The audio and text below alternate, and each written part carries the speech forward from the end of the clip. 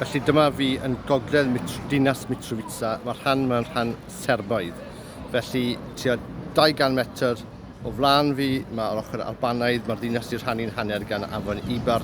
Tu ôl i fi chi'n gweld baner Serbia a brenin Serbiaid, dwi'n methu cweith gwybod pa'n Chazar, di teitl beth bynnag.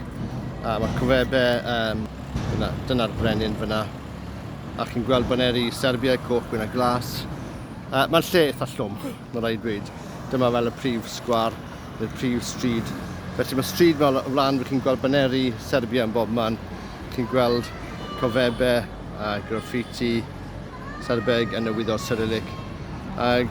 Gweilod y stryd mae o flaen fi nawr, chi'n gweld y baneri, mae'r ochr Albanaidd. Felly, yn 1999, mae'r rhyfel annibyniaeth Cosofo.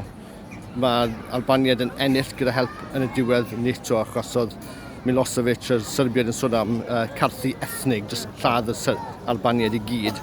Mae Albaniaid yn ennill am mwyaf o wlad.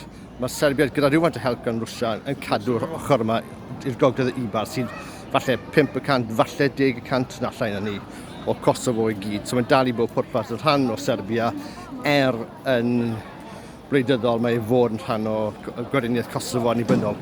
Dydy Serbia ddim yn cydnabod Gweriniaeth Cosofo. Felly mae hwn dal, mae'n ymladd i bod yn ddiweddar, mae'n wastad rhywbeth o riot i gael yma.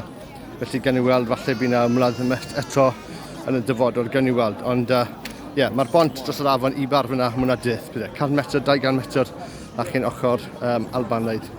Ond fel arall, mae'r lle bod e'n gyda llwm.